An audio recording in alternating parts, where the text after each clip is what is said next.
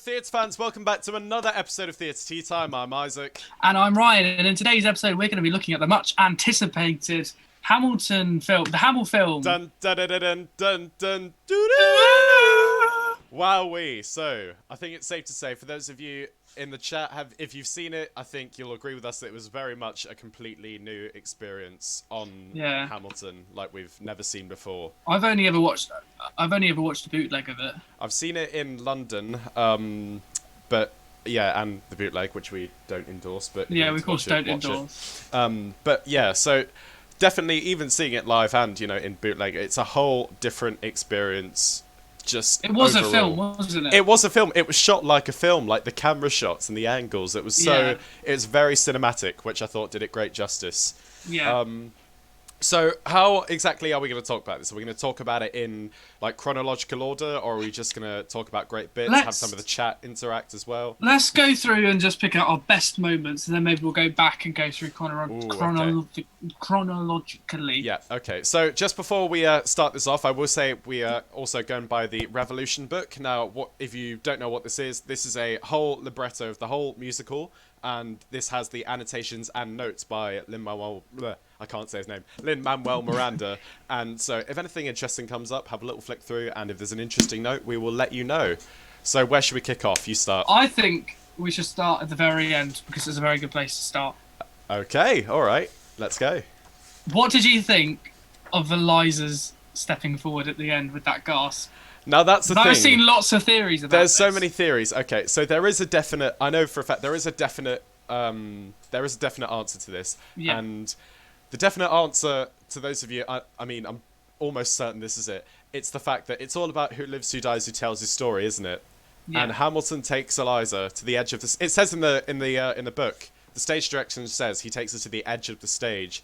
So, it's basically breaking the fourth wall, and I think the purpose of that is to show Eliza that his story has been told. After all this worry about his legacy and how who's going to tell his story, after all this time of Hamilton's story being forgotten, somebody has told his story. So I feel like that gasp at the end is her breaking the fourth wall, looking at the audience and being like, that's what I think. But there's another theory linked to that one. Go on. Which only works for this cast of Hamilton, but some people have been saying on TikTok, already got it in there. Go on. Okay, yeah. Instead of Hamilton doing it, it's Lynn as himself taking Eliza forward and being like, "Look, I told you a story." Now that's the thing. They did that in London as well. So I feel like that's why it would only work for that cast. That's the only theory. So I feel like that's why the definitive one is Eliza acknowledging the audience. But I do like the theory about it's Lynn taking her. That's a really good theory. And it does sort of put it into perspective. I don't know if this clicked to you when you saw it, but it's the fact that, when we went to New York, we went to Trinity Church, and we were basically there. It was... No, you went... Yeah, I know. I went separately on like another trip, but it was it was nearby the 9/11 memorial, and I think I don't know if you remember. I said like it was literally across the road from there. That was Trinity Church, where Hamilton, Eliza, and Angelica, and I think Philip were buried. Was that the one that we went in the gardens of and it shut? No, that's the one. No, that was another one. That's another one, yeah.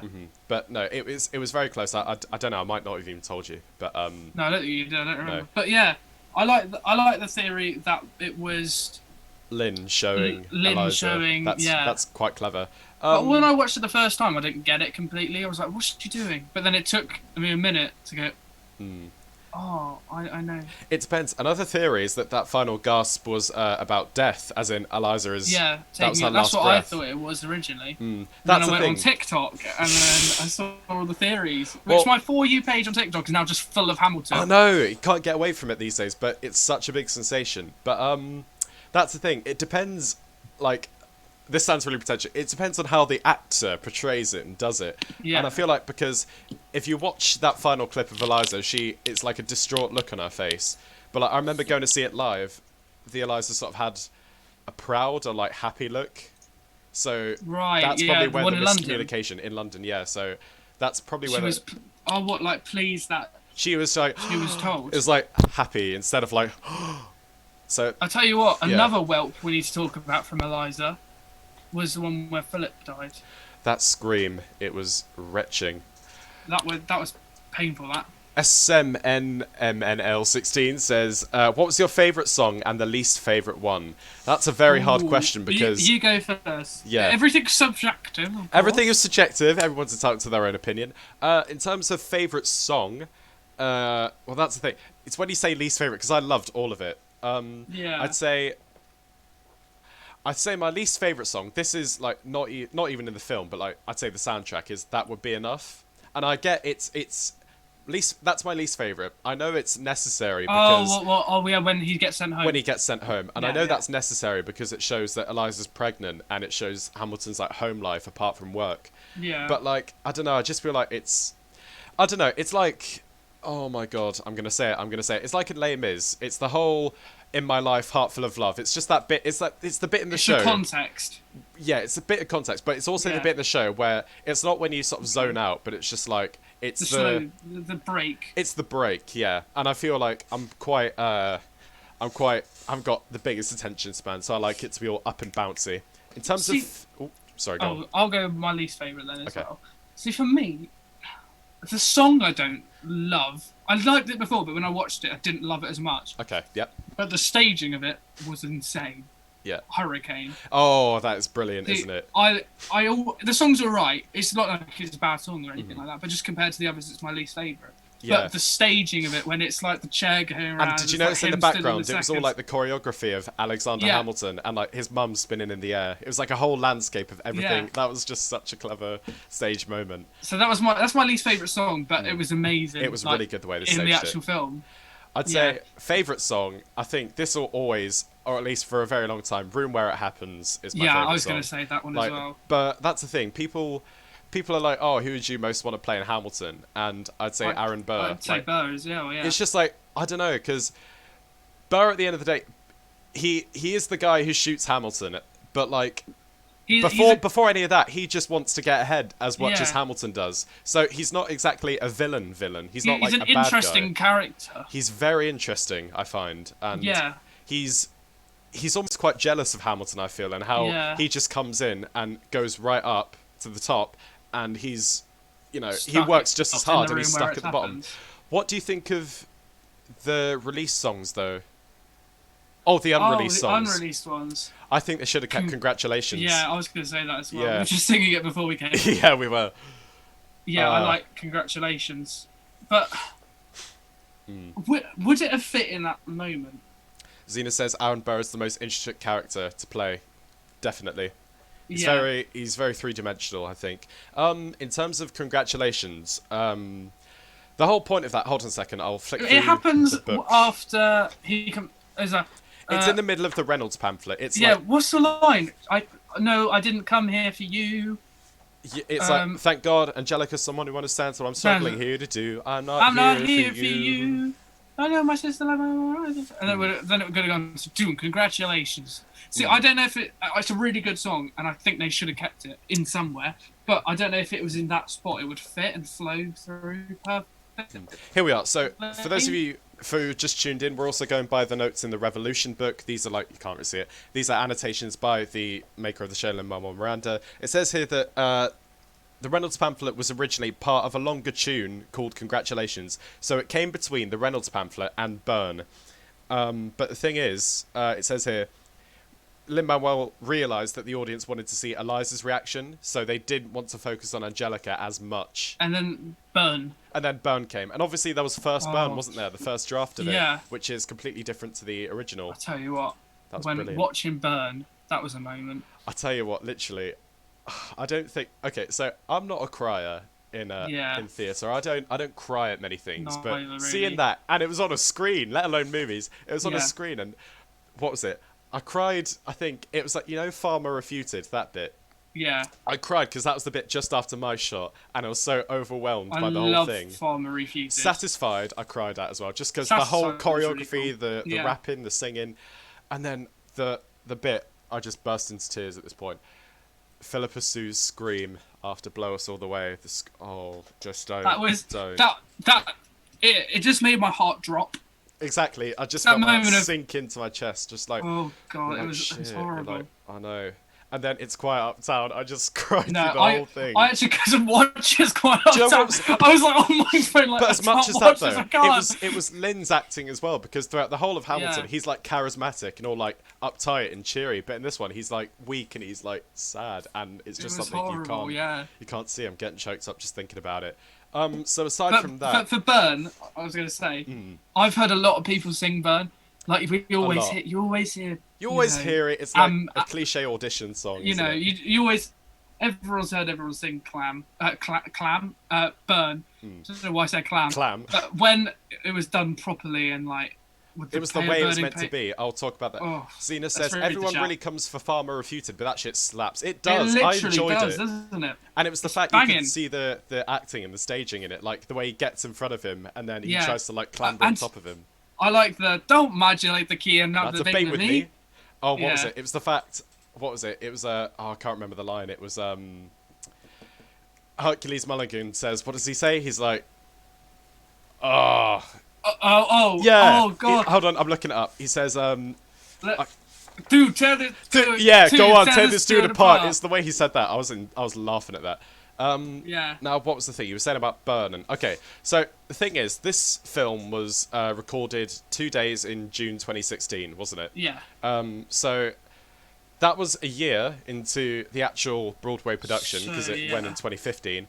Now, the good thing about that is I was discussing it with someone else earlier. The fact that it was a year into the Broadway production when they filmed it, so that was way past any form of previews or like you know workshops. So, and the one thing this person said, it was really polished, and as you can tell, it was the original cast, and they knew what worked with the audience, and therefore they could not freestyle it, but do it confidently and like safe in the knowledge that an audience are happy with what's going on stage. Well, not happy at all times. Well, no, not happy, no, but understands understanding it and exactly, feels it, yeah. And it felt very polished, and you could tell like they were obviously not, they liked what they were doing and they knew what they were doing, and they knew they were doing it good.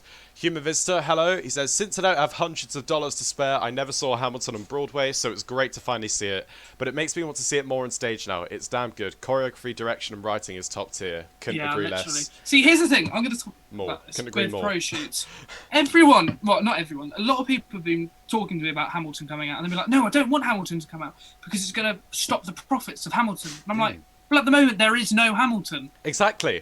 And Lin-Manuel Miranda said he had the recording, and then he said, I'll release it when as much people have seen it as possible. So it was going to come out in cinemas in October like 21st. Yeah. And then he moved it back, which is brilliant. And just at the right time as well, because around Independence Day and like lockdown, it's the perfect time. Perfect time. So, but it makes people want to go and see it more. It does. I want to see it again. I want to watch it again. When it opens, tickets are going to go through the roof. I think, I don't care how much it is, but I think definitely we're going. When it opens, we'll do a theatre tea time at the Victoria Palace, and we'll in London, in London, brilliant. Oh, so there we go. I think we've got to talk about what everyone was thinking about, and all of TikTok was talking about. Yeah. The amount of spit. Oh my god. Like Jonathan Groff, on props that to you. close-up that came out of Jonathan. Yeah. How much can you produce? It was like, and it was like just there for the whole song. It was just hanging out. And then you can't not notice it, because then you just watch it and there's just dribble. It was horrible. I was like, why did you pick makeup as well? I was like, why did you pick that shot? There's so many different angles. And most of that saliva went onto the conductor as well, because there's a little hole at the front of the stage. I felt so bad. God. God. Oh, it was funny though. I did enjoy it. I couldn't read. After that, I was like, oh god, I can't. It was quite distracting at some points though, but I felt like it really does give off the live theatre element, because obviously that would happen.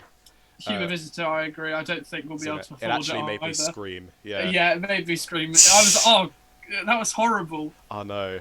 Right. When does You'll Be Back come in? There was a camera angle I want to talk about, right? Yeah, okay. So I really liked it at one point, but then there's one bit that kind of ruined it for me. Now, this is just my opinion. The one at the back of the stage, looking to the front. See, in Skylar Sisters, when it was facing to the audience, it was all spinning. That was so cool. But then there was another moment they used that was really good. But then before Right Hand Man, they cut to it as Christopher Jackson had his back to the audience facing it. Now, for me, that kind of felt like it ruined his big reveal because you already knew he was there. Yeah, true. But then, you see, I kind of liked it, but I felt like they couldn't have used it any more than they did already at that point. So I did enjoy that because it made it a bit more dramatic, but I think it also showed that even when he wasn't facing the audience, he was still acting, which I thought was pretty impressive. But true. no, I see what you mean by that. But yeah, for me, I liked, like in the music, he has that "Be our gun," boom, and that big like entrance. But for me, it kind of spoiled it as you knew. Yeah, seeing it live, it is meant to be a big sort of reveal. Yeah. But I really loved it in Skylar Sisters at the back when it was all spinning. Oof. Yeah, definitely. Brilliant. God blimey, right, okay. Next good moment. Oh, next good moment. Oh, okay. I think, well, this one's sort of, you know, already basically doesn't really need attention, but Non-Stop, that was just such a good finale, I thought. Such a good song. Just all of it, it was just the way I think they filmed it as well, because they got that's the thing, because there's so much going on stage at one point, and I think they managed to capture all of it just perfectly. There wasn't like a moment where I was like, oh god, I wish I was seeing that at the back. Because you could see all of it. It was brilliant. Yeah. There was a moment as well. I can't remember when it was. Oh, it was Alexander Hamilton troops are waiting in the field for you. After when Guns they and Chips. passed the paper up, and it went all and around it went across the oh, that's good. They that was I joined an Instagram live stream from someone from like the London cast, and you probably noticed this watching it. In certain songs, figures like characters of the show will stand at the back balcony of like the surround. And so I asked, like, what's the point of that? For example, like, Mariah Reynolds is in the balcony during Room Where It Happens, and I'm like, well, why does that happen? And this was, I think, Christina Lardo, who played Mariah / Peggy in it, and she said the way this sort of intention for that is the people standing on the back of the balcony, it's like a peripheral for all the ghosts going on in like Hamilton and like all the characters' life. So, for example, okay, no, this is a detail, right? That literally it nearly got to tears, but it was such a sad detail. You might have just missed it. So, for those of you who haven't seen it, spoiler alert. For those of you who haven't listened to it, spoiler alert. But there is a song just before Non-Stop, and in that song, spoilers, you find out that John Lawrence, Hamilton's friend, sadly passed away after the war was over. But it was in that sequence, Eliza reads the letter, and you see on the balcony in the back, you see Lafayette opening up the letter and Hercules Mulligan opening it up. I saw that. And I was just like, you know, it was just little details like that. Speaking about death. Okay. I don't know if you saw this, but I saw this online and I thought it was amazing. It was one of the best things.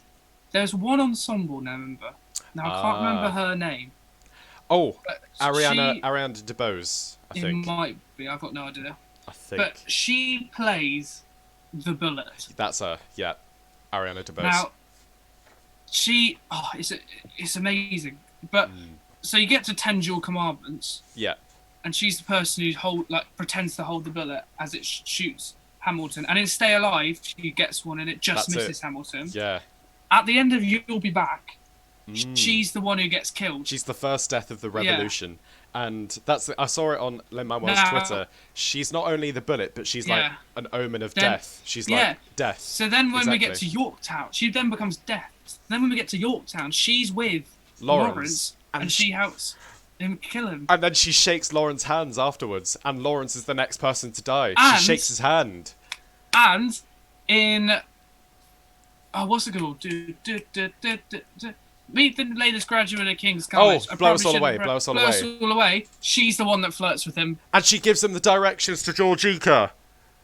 The bullet gives him the directions to... Oh, damn! Honestly. Boom. Boom. Big boom. Oh. And it's in Hamilton's final soliloquy in The World Was Wide Enough. Yeah. And she's there, and she's got the bullet, and throughout his whole soliloquy, all the ensemble members are doing their like choreography, like all of that. She slowly, throughout this whole bit, slowly it moves closer to him. Yeah, I know. Bit by bit, and then Eliza stops it. Yeah, until Eliza comes along. And then she goes away, and then she touches him, and he goes. I mean, if that isn't like, honestly, choreography isn't something, because I'm not a No, dancer, so I don't. I'm not. It's not like I don't pay much attention to it. Oh, tilted it a little bit. But I just don't. But I don't It's not understand why my. they do it. Yeah, But it's not this our is forte. this is the one bit of choreography where I'm just like, okay, so this is It why was this amazing. happened, and this has good meaning to it. So it's really good to see something like that, especially in Hamilton. But yeah, wow, God, that was a That good was one. amazing. That was really good. Oh. Oh God, what else? Was she the one as well at the start during Alexander Hamilton that hangs herself as well? No, that was someone else who played his mum. Oh, okay. Someone else played his mother who died. Yeah, no, that's the one she didn't do. I Yeah, remember, yeah. Human Vista said, I can't say my favourite song, but You'll Be Back is just so well written and performed. It's a bold choice because it's so different musically from anything else in the show.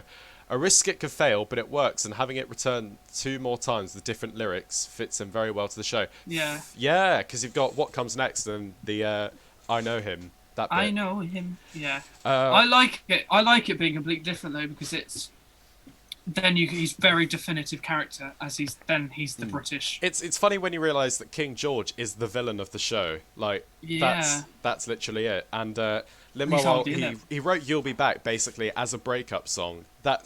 It says like that's it is. He thought that was the only way to write it because he needed like a pop song in there, and he thought, well, who better to sing it than the King, because obviously the revolution, it has effects on America, but it also has effects on England. Yeah. And that was okay. So so this is sort of related.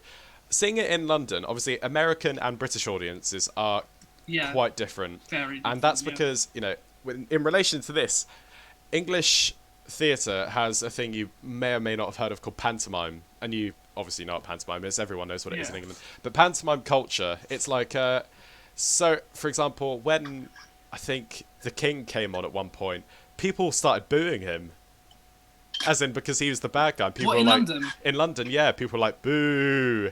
And then he looked at them, glared at them. That's brilliant. So it's a good little touch. So it does work differently. And the person I watched it, they were like, why didn't they boo the King when he came on? And I was like, well, because, it's an American He is audience. a panto villain, isn't he? He is. And that's the thing. It's perfect for British audiences. And I remember he said, because they made it very subtle changes for the lyrics in the London rendition, about 3 different lyric changes. For King George, the only new direction they said was just tart it up as much as you can, because of pantomime culture, Massive, the Brits are going to love it. And that's the thing, it works because King George is taking the piss out of Americans as well as he is the British, and it just works in every way, I find. But yeah, but unless you're getting spat at.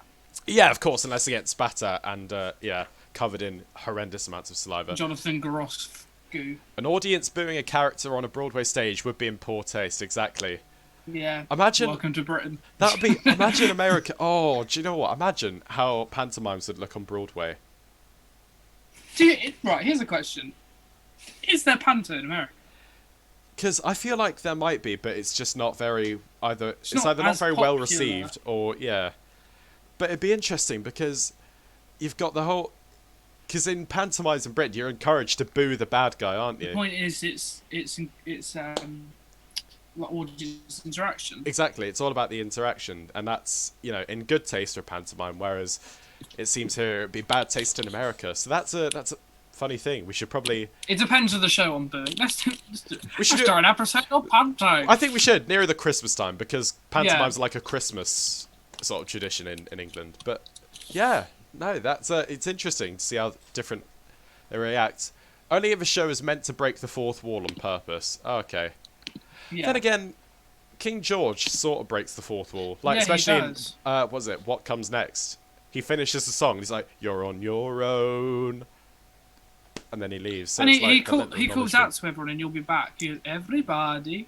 He does. Now that's the thing. I don't know. Does he call out to the audience or does he call out to his? I think he calls servants. out to his the backing dancers. Yeah. But it also he directs it to the audience, which. It's what they do in a pop song. Yeah, I think the biggest bit of breaking the fourth wall is that end scream. With Eliza, yeah. Wow. Yeah.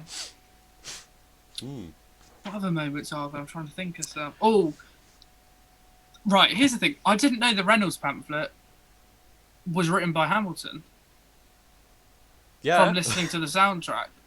Oh, did you? Oh, okay. All right, from listening to it. Yeah, not from like watching it. I understood it then. But I didn't realise he was the one that goes the Reynolds pamphlet because I thought that was Jefferson in the soundtrack. Did you Also, notice? Mariah Reynolds yeah, passes the feather pen thing. gives to him the him pen to write do it. it. That was it? a good moment. It's all the details, isn't it? Yeah, Lynn did an episode of Drunk History about Hamilton, which it's God. quite hard to find, but I managed to see it, and it was really good. He said that so obviously, because it's based off Hamilton, like the life of Hamilton, there are going to be a few inaccuracies. The way the Reynolds pamphlet story went down originally was, I think, so he had the affair, and then he paid James Reynolds to keep it under wraps, and then it wasn't Aaron Burr, and I don't think it was a guy called James Monroe and like a couple of other guys, but it wasn't Jefferson and Burr. It was just this. No. So none of the three in We Know were there at all. I think maybe it might have been James Madison who was there as well, but I don't know. But they said to Hamilton, "Yeah, you're stealing money. You know, your career's over." And Hamilton tells James Monroe, he's like, "No, I didn't. I was just knocking up this lady and just paying her husband to keep it under wraps." Then it gets published in the newspaper. Okay, so it's already out there. Yeah. And he goes to James Monroe in a pub and he says, "Well, why did you publish that?" And he says, "I didn't publish it." And he basically... So he then challenges this guy to a duel. So there's a whole other duel that just doesn't get acknowledged. So there's another duel with James Monroe over the Reynolds pamphlet. And Aaron Burr squishes the duel. Like, he's one of the seconds. So he stops the duel from happening. And then Hamilton's like, that's interesting. "Well, people... You know, my name's sort of already coming under wraps and I might as well just tell them." Yeah. And so that's how it comes about. So it's a bit, you know, cut down for dramatic and, you know, continuity and time, obviously, because it's a big story. The staging of that entire sequence with the Hamilton duel all the way to the rowing of the boat and the stage lighting and the turntable was quite a brilliant moment. Yeah, because you got the two dancers who are like rowing him over the Hudson. Yeah. And then what was the staging I really liked? There was a lighting moment that I loved, but I can't remember what it is. Oh, I liked when at the start of Right Hand Man, when the whole stage looks like it's water. And it's like, okay, the water bit, yeah. I liked it when it was shaboom goes the can and watch the blood and then shaboom. Or the room where it happens is just amazing. I know. And Hurricane. I spoke about it's already insane. What else? I was going to say something else, but I don't remember what it is, of course, because I normally don't remember much. Ryan Reynolds. What else is that? Oh, yeah. I liked King George being in that as well. The Reynolds pamphlet. Wasn't that... Oh, yeah, where he did the little dance. Yeah. I think... Why did they do that? Hold on a second. There might be... I don't know if there's a reason. But because my interpretation of it is because King George doesn't like America, so he's like, you screwed up. Yeah, actually, that does sound like probably the most likely reason. I'll just check, see if there is actually... I don't know, because there's... Like a actual Lynn reason. A Lynn reason, yeah. Adams administration. When I was blah, blah, blah. Just beginning of a burner over an sentence as harsh as blah, blah, blah. Oh, that was it. There was a... So, one thing... Okay, no, we had a question earlier, and it was... Do you think they should have kept any unreleased songs? And I think the rap, because they cut a massive diss track in the Adams administration, and Hamilton did a massive diss on John Adams, and it was like, oh god, yeah, so many bars. It was just brilliant, and I don't know why they cut it. I remember that now. I forgot. Here we are. We've got the. Oh my god! It says. How did it start? How did it start? It goes so.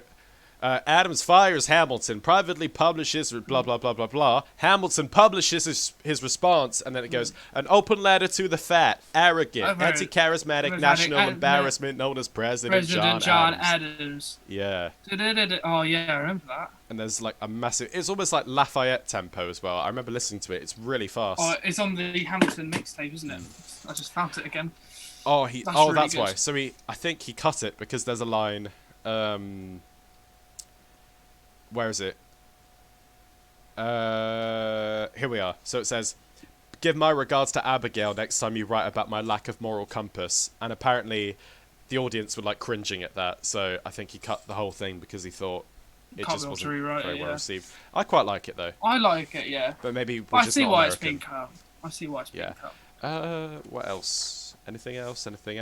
I also really love the first exchange with Jefferson and Hamilton. The two of them throwing down rhymes they're disputing. So good. Oh, the cabinet battles. Yeah, that's the thing. I remember my mum came in to watch a bit of it, and she was like, "Why do they have microphones if it's the 1800s?" And I'm just like, "Well, that's not the point. It's like a homage to hip hop rap culture, isn't it?" They're not rapping they're not rapping back in the day either. No, they're not. Isaac's mum. Yeah, sorry, but you know. Come on, mum. Come on, mum. You don't understand. Mum, you don't understand things. You don't understand artistic license. But yeah, it's like a rap battle. Well, it is a rap battle, isn't it? It is, exactly. Because I remember watching a documentary or something on YouTube of Lynn saying why do you actually do it like a rap battle? It's like, well, because it is.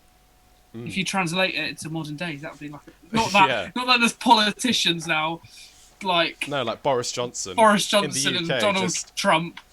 They're not rapping to each. Come on, Donald. Not that I'm ever going to do that again. That was awful. No. It's the worst thing I've ever done. What was it? I think. I just had it a moment ago.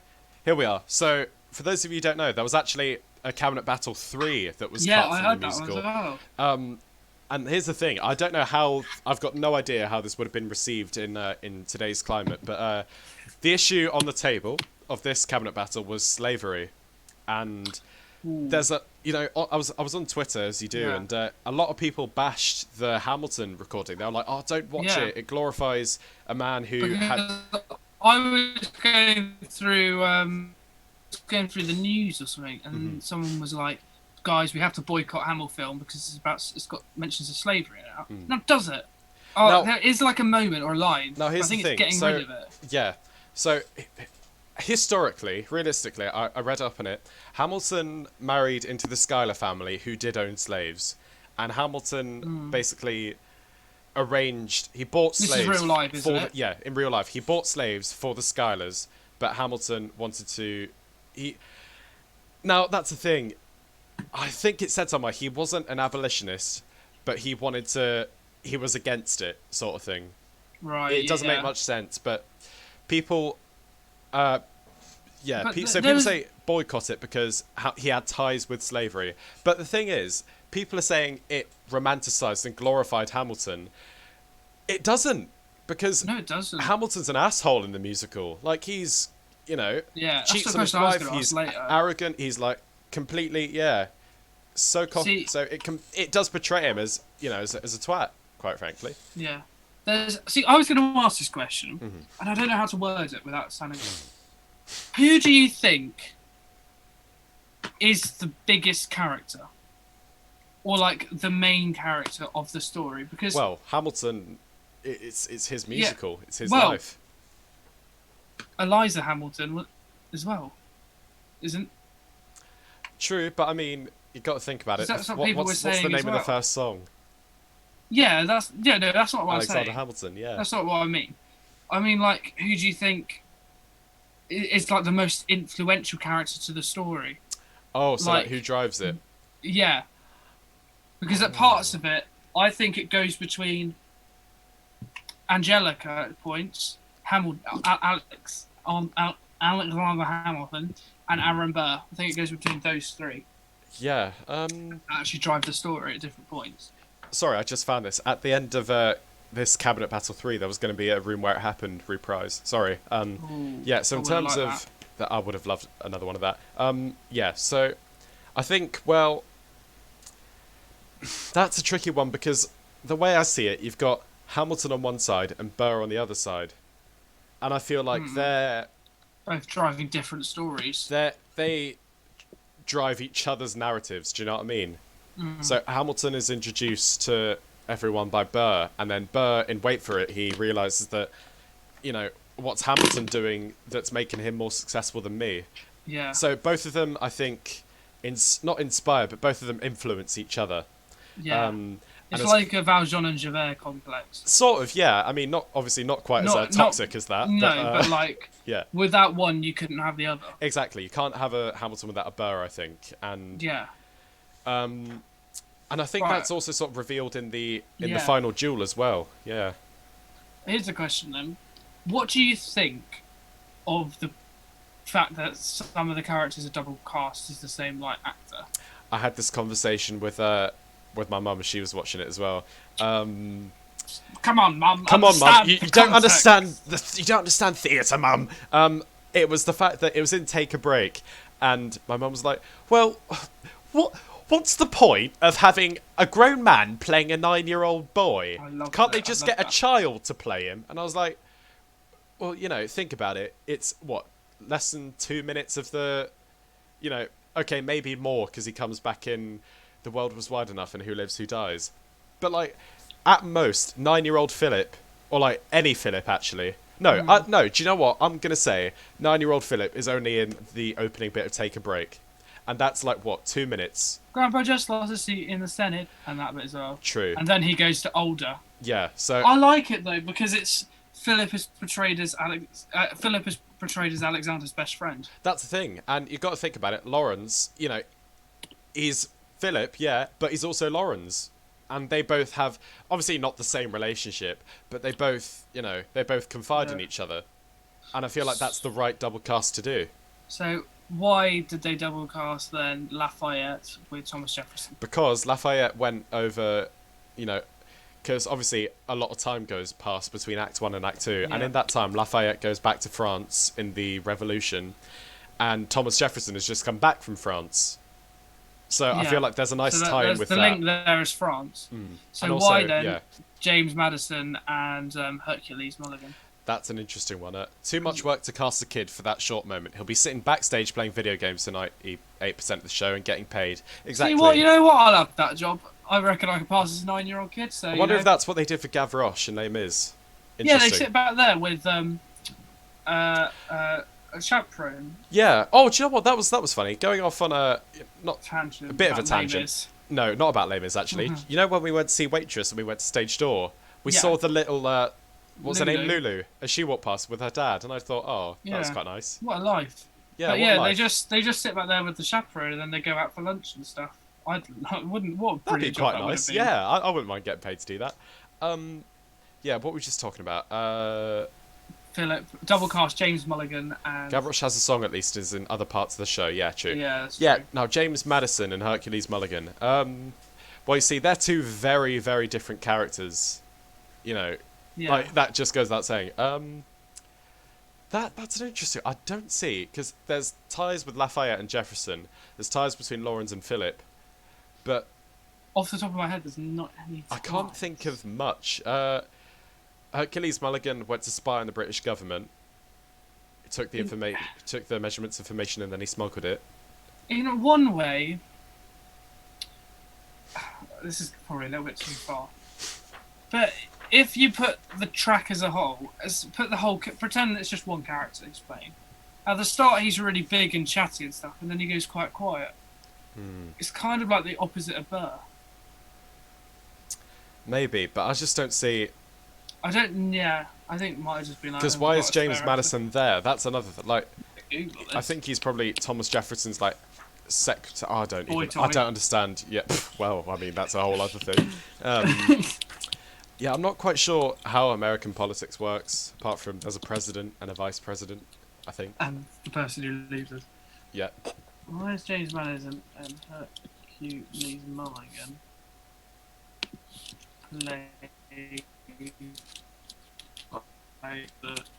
by the same actor? I'm curious about this now. I'm going to Google it. If any of you know, feel free to tell us. But we're sort of lost. Yeah, I know what double cast is. Thank you, medium.com. Did you got friends out there? Is there any? Yeah, I'll have a little flick through the book. Okay. So Mulligan was close friends with Hamilton, was one of the few people trusted in his early career. And then James... Oh, okay, so maybe... This isn't the reason, but I just wrote it. So Mulligan was close friends with Hamilton at the start. Okay. And then it switches to be James Madison, who is kind of against him. Okay, So yeah, I that's a thought of link? another thing. And have I just forgotten? No, Hercules... Okay, this is a massive stretch. Hercules Mulligan in Right Hand Man and sort of in the battles in real life helped Hamilton to steal the British cannons, remember? Yeah. And in Room Where It Happens, James Madison, I suppose along with Jefferson, helps Hamilton to get his financial plan through Congress. And also, in Non-Stop, James Madison helps Hamilton to write the Federalist Papers, doesn't he?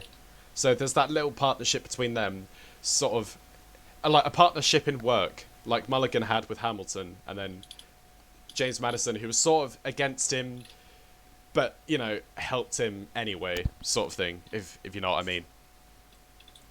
Yeah. Is there any, like, official reason, or is it just... I'm just reading my Twitter bits on it. So, just on the side of that, anyone in the chat, if you have any favourite moments, feel free to drop them in and we'll discuss them. I'm just sort of flicking through the book, see if anything jogs my memory. Because, when did I watch it? I watched it 2 days ago. Should have watched it again. I do want to watch it again, actually. Yeah, I was thinking, I was going in between today, like, do I watch it again? I know. Well, the thing is, I paid for Disney Plus for a month. That was annoying. They cut the free trial before Hamilton. Yeah, that was a bit cheeky, wasn't it? I've just got to... Yeah, I've got a whole month of Hamilton. Stole oh, someone. Shoot. Did you just rip the page or something? I've ripped a page. Oh, okay, it's not noticeable. It's... What page is it? It is... We Know, it's like the final page of that. Oh, we can live without that bit. Yeah. Just cut it. And it's in like a dark colour, so it's not too Yeah, we'll just cut that song. We don't. It's okay. No, because you know what? The book, I don't know if you can see, it's like got ruffled, like crumpled edges and stuff. So it fits with the 1700s theme. It burn. What else? I'm trying to think of like moments that I loved. Say No to This, very raunchy. Oh, very raunchy for this. Okay, here you go. We talked about this last week. We knew they were going to censor it. Naughty swear words! How do you think they did getting rid of the naughty swear words? I thought it was noticeable, sadly. I did notice it. But that's because we know the soundtrack very well. And I didn't notice it as much in Yorktown. Because it just sounds like he just doesn't say it. But it was very noticeable in Washington on Your Side. Yeah. Because it was, I thought it was just going to... But it was literally... I didn't like it. It was a I bit think they could have done that one better. But I can live with it. It's one word out of 20,000. 20,000 words? How'd you know that? Have you not seen? Everyone's... The only thing I hear is Hamilton has 20,200 words in it. Bloody and we hell. did it in a quiz. Did we? We googled the answer.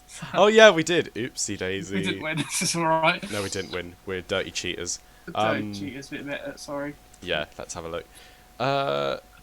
So that happens. We know happens. I'm going to give you the exact number. Hurricane happens. Rendell's pamphlet happens.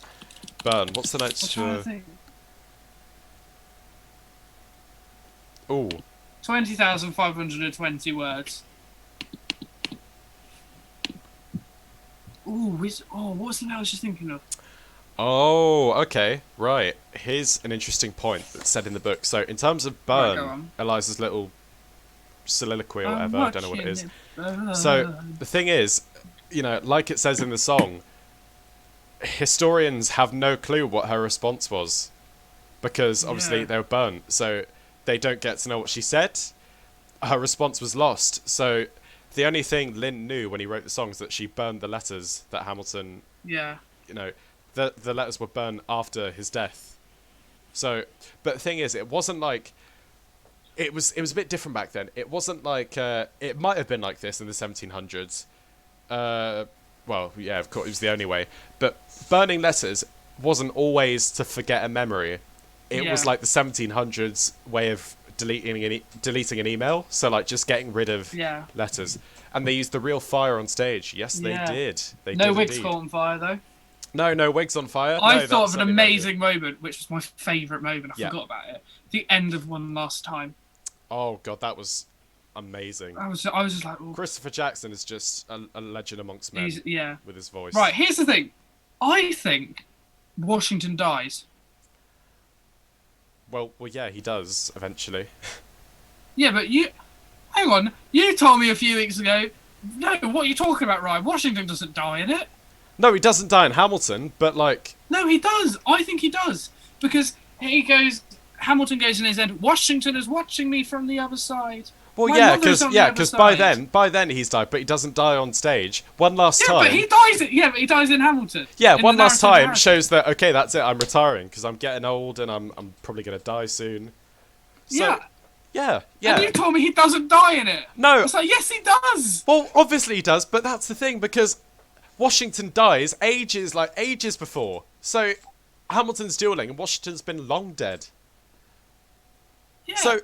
So he died. He's dead by the end of the show.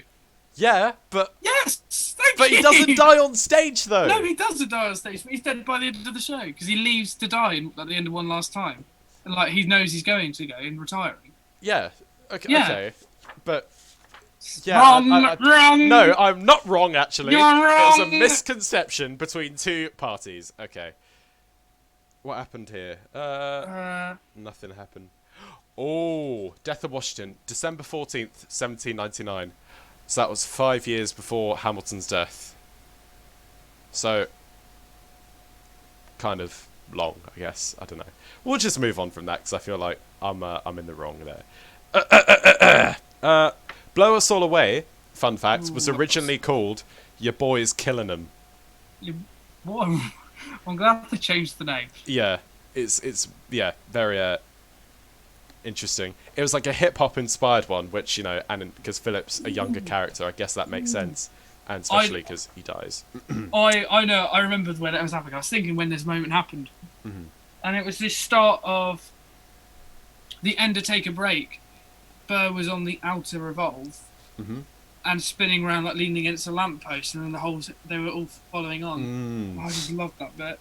Or we just got to appreciate the satisfying change when everything spins and then the candles go that was back amazing. I sat there thinking the whole time, how did someone come up with this? Like, I know concept? Andy Blankenbuehler, like Tony. He's won a few Tonys, I think, for his choreography. But yeah, just absolutely outstanding. It's Quiet Uptown. I shouldn't say too much about that because I'll start crying again.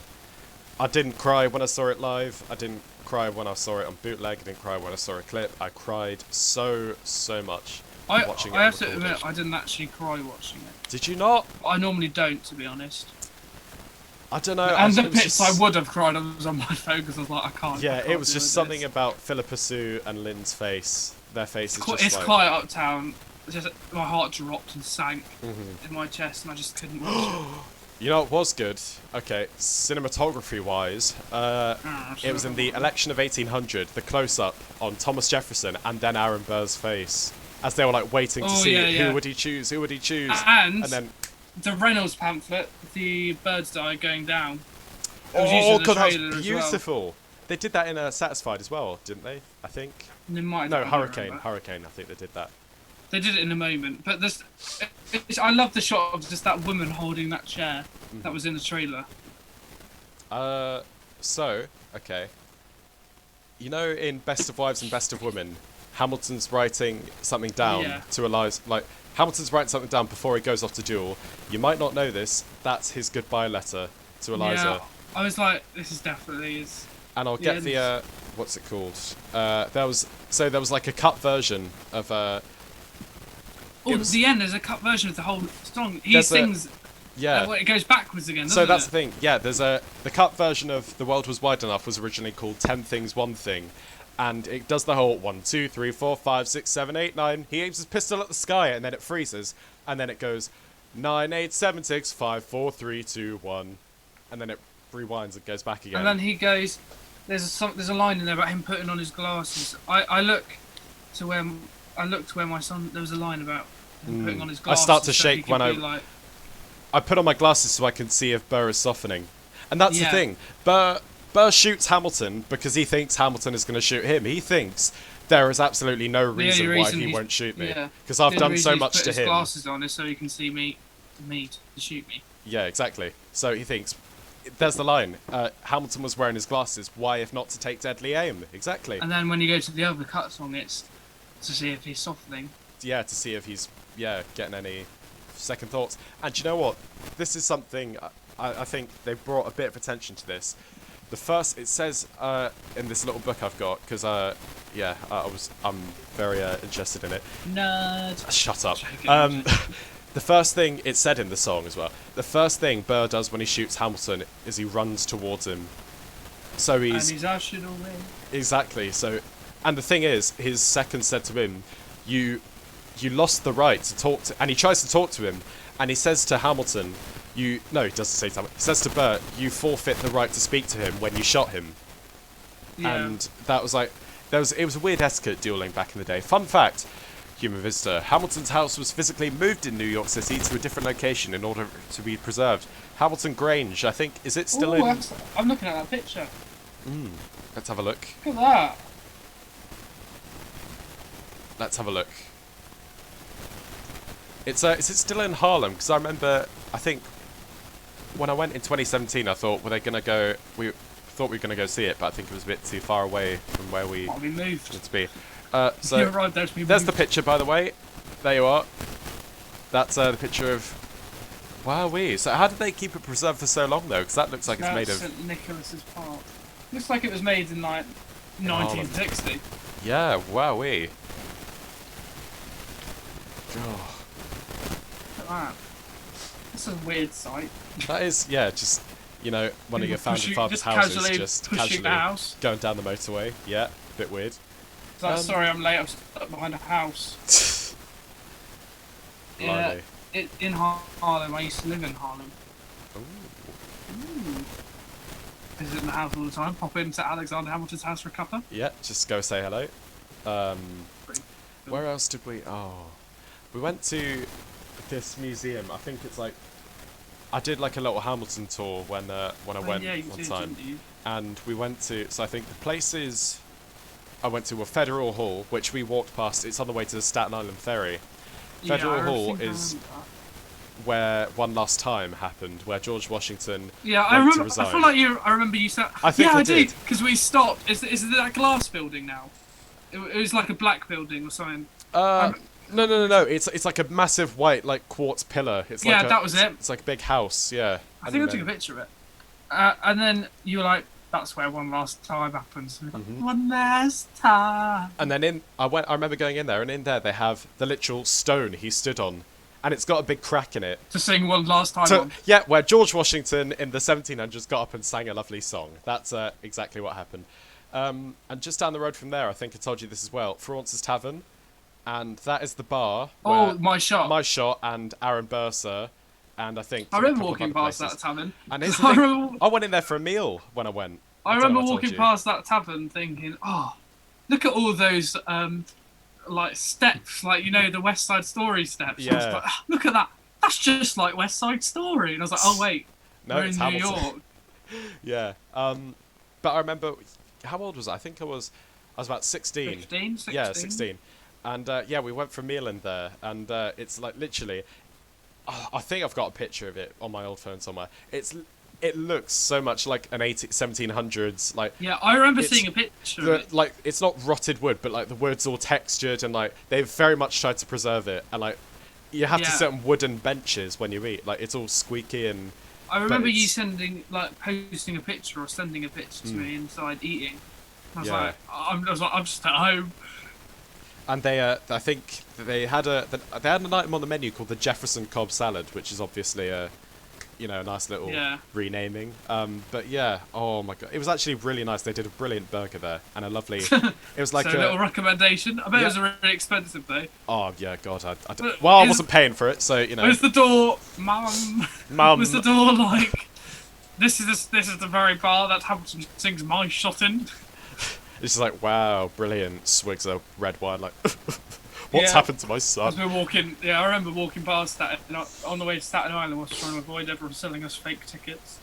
Oh god. Oh, do you remember? Okay, this was funny on the day, but it's probably not funny explaining it. We were in Times Square, and obviously, for those of you who might live in the area, there are people in Times Square who are just trying to sell you their fake tickets to Hamilton that they'll charge about they'll charge about $400 and then you go to the theatre and you'll get denied. And we were just walking oh god, we were such nerds. We were literally walking up and down Times Square, and then this guy who's trying to sell tickets. We were on our way to King Kong? To watch King Kong. We were on our way to King Kong. There was a guy sat selling fake tickets, and he was just there going, Hamilton. Hamilton. And we were. I'm Hamilton. pretty sure we were walking next to each other, and I turned to you, and he went, Hamilton. Hamilton. Sorry, knows what to do with the French. You do with the French. I mean, Hamilton. Sorry, you're gonna have to use them eventually. What's he gonna do with them eventually? Hamilton. Oh, dearie me. Oh. That was a funny. That was funny at the time. It was just, probably was the most boring story in the world. It sounds so boring, but it was hilarious at the time. But yeah. And we walked to a McDonald's that wasn't even open yet. You what? Because you remember there was a McDonald's in Times Square, which is now shut, by the way. Oh no, they're closed. If you knew that. Yeah, but they must be moving to the other one that they were building at the time. Maybe. Because we walked to the one they were building at the time, and went, oh, it's shut. Yeah. To be honest, though, McDonald's America, I think I said this, tastes different to McDonald's UK. Yeah. Anyway, that's yeah. Wow, that's... we've got on our topic. We're wow, not good at brilliant! From Hamilton to chicken nuggies. Okay, right. And nearly an hour. Bloody hell, that was quick. We just shot past. Was there anything else that we? Any standout moments? Standout moments. Like final moments to talk about in the last 2 minutes, so we can get it over an hour, so it looks better on the page. Yeah, so we look committed. Let's have a look. I'll have a look at the annotations for that was it. I don't think I said. There's a note in the very beginning of Alexander Hamilton. Oh yeah, we spoke about this before we started. Just like about 10 minutes before. So the opening riff of dun dun dun dun dun dun doo doo doo doo. That came about because originally Lin-Manuel wanted a door slam or like a creaky door slam to open the show. You know, because like 1700s creaky rotting wood sort of to get the feel of it. But then he put that into like a MIDI generator or like something that would get musical notes out of it, and it had the basically like obviously you know it was like and then the squeak was like and so like he put that into the MIDI and it just went obviously it didn't come out perfectly, but like with a bit of work he put that into so you know the opening riff and the riff that comes back quite a few times was inspired by a door slamming. So there's a nice little... And on that note, let's close the door on this chapter of Hamilton. That was such a good line. I'm going to give you that one. That was brilliant. Thanks. I was thinking about it. I was like, I need to find out a cool way to finish this. So, next one, Thursday. Thursday, same time. Same time, whatever time you tune in, 8 p.m. GMT, 3 p.m. EST. Yeah. That's all I know. We're going to be talking about the future. Hang on. Wait, there's a comment. Yeah. The next lame is Hamilton. This is one of those shows that will live in theatre history for a long time as an example of innovative, groundbreaking theatre. Of course, I do think so. Well. Okay. But yeah, it's going to be the next lame is, I think. And or at on least that note, the modern day one. What the modern day? The modern day lame is. I don't know. 30 years, it will still be there. I think so. But there we go. There we have it. So, join us on... And on that note, join us again on Thursday, 8 p.m, whatever time it is, for the future of theatre. The future of theatre. So, like we were talking about, I think, last time, how COVID affects the industry, what actors are trying to do to keep their posture, their voice, their jobs, everything to do with that. And what's happening in the UK at the moment with this new government grant of £1.57 billion to the UK theatre and arts industry. Blimey. Well, money. Must be funny in a rich man's world. That was cringy. So I think we're going to, leave that there and then tune in same time on Thursday where we'll talk about the future of theatre. And until then, it's a goodbye from me. Goodbye. And it's a goodbye from me too. Goodbye all. Bye-bye. Bye all. Bye-bye. There we go.